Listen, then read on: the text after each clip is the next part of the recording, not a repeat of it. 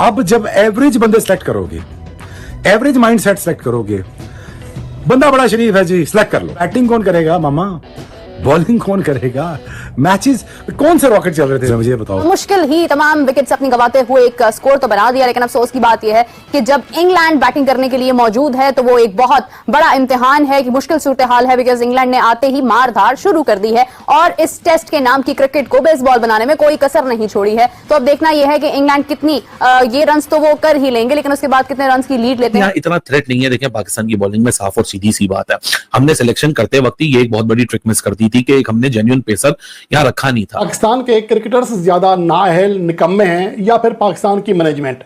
आज का खेल देखकर यह फैसला करना मुश्किल हो रहा है कि इनमें से ज्यादा निकम्मा कौन है। सारी दुनिया मैच इसलिए देखना छोड़ गई और पाकिस्तान टीम को इसलिए फॉलो करना छोड़ गई क्योंकि स्टार ही नहीं है। और स्टार कैसे होंगे कि जब इस किस्म की परफॉर्मेंसेस आएंगी। पाकिस्तान के लिए मुश्किलात हो सकती हैं क्योंकि जो रन्स ऑन बोर्ड किए हैं पाकिस्तान ने, इंग्लैंड इतना टाइम खेल जाता है तो वो पाकिस्तान से ज्यादा रन्स करेगा। अभी भी देख लें दोनों के रन रेट में अभी भी आपको फर्क नजर आ रहा है। एक तरफ आप 3 स्पिनर्स के साथ हैं, पिच आप अपने वेन्यू पर खेल रहे हैं, होम ग्राउंड पर आपने अपनी स्ट्रेंथ के मुताबिक पिच बनाई, आपने 3 स्पिनर स्पेशलिस्ट उसमें शामिल किए, उसके बावजूद जो रन रेट है वो इंग्लैंड का बेहतर है। मुझे समझ नहीं आ रही कि आप कहां से करेंगे क्या। Honestly, if you ask me कि Pakistan played like an average team और Pakistan is an average team। ये जो विकेट है ये डे 2 की नहीं है, ये विकेट है डे 7 की। हम तो यही तस्लीम कर रहे हैं ना, हमें उम्मीद भी थी, लेकिन सवाल सिंपल सा ये है, where is spin? स्पिन किधर है? मुझे तो नहीं दिखी। पाकिस्तान के प्लेयर्स और ना इनका कोई गेम प्लान नजर आ रहा है। नासिर हुसैन भी वहां कमेंट्री में चीख के और इनको पता है डकिट ने स्वीपें खेलनी है, इनके एंगल ही ठीक नहीं है फील्डिंग के। पाकिस्तान की स्पिन बॉलिंग इंग्लैंड से बहुत बेहतर है ऑन पेपर्स, उसके बावजूद इंग्लैंड के बैटर्स की जो कारकर्दगी है वो पाकिस्तानी बल्लेबाजों से अब तक बेहतर लगती है। ये घबरा रहे होंगे, ये विकेटें छोड़ रहे होंगे, ये विकेटें दे रहे होंगे और कोलैप्स हो रहा होगा।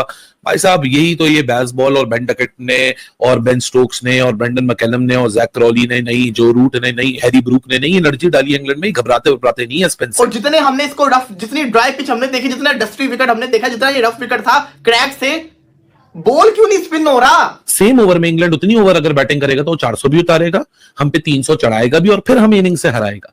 ये वही वाली सूरत हाल फिर एक दफा लोड होती हुई आपको नजर आ रही है कि पाकिस्तान, क्योंकि देखें पेस का तो कोई नामो निशान है ही नहीं। इन्होंने फील्ड थोड़ी सी सीधी भी की तो जहां से बंदा वो उठा के दूसरी तरफ लेके जाते हैं वो तो चौका मारता है। ज्यादा स्कोर करने वाले खिलाड़ी का एजाज भी हासिल है और कामरान गुलाम को ये एजाज अपने नाम हासिल करने के लिए पाकिस्तान की दूसरी इनिंग्स में 170 रन बनाने होंगे। बिल्कुल जी, सो मेनी नेम्स हाफिज, इतने सारे नाम। मगर अजहर साहब सवाल तो अब ये पैदा होता है कि कामरान गुलाम जो हैं वो जावेद मियांदाद के रास्ते पे चलेंगे, अजहर महमूद, यूनुस खान इनके रास्ते पे चलेंगे, या फिर वो कहीं खो जाएंगे बीच में। हम अली नकवी साहब जो कि अब डिफरेंट एक पोस्ट पे आपको दिखते हैं मगर क्रिकेट में इस तरह आगे नहीं वो बढ़ सके।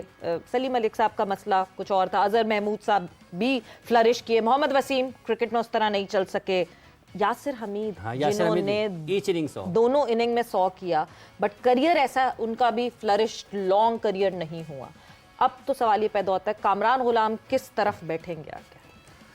ये क्वेश्चन जो है ना, इसका जवाब सवेरा बड़ा इम्पोर्टेंट है कि आप इमेलुएट किसको करते हैं। आप उसको करते हैं कि जिसने 100 टेस्ट मैच खेले हैं अपने डेब्यू पर 100 करने के बाद, या आप उस खिलाड़ी को देखते हैं कि जो बिल्कुल गुमनामी में चला गया, 100 किया, कोई उसका नाम लेने वाला नहीं, तो ये इसके ऊपर बैंक करेगा।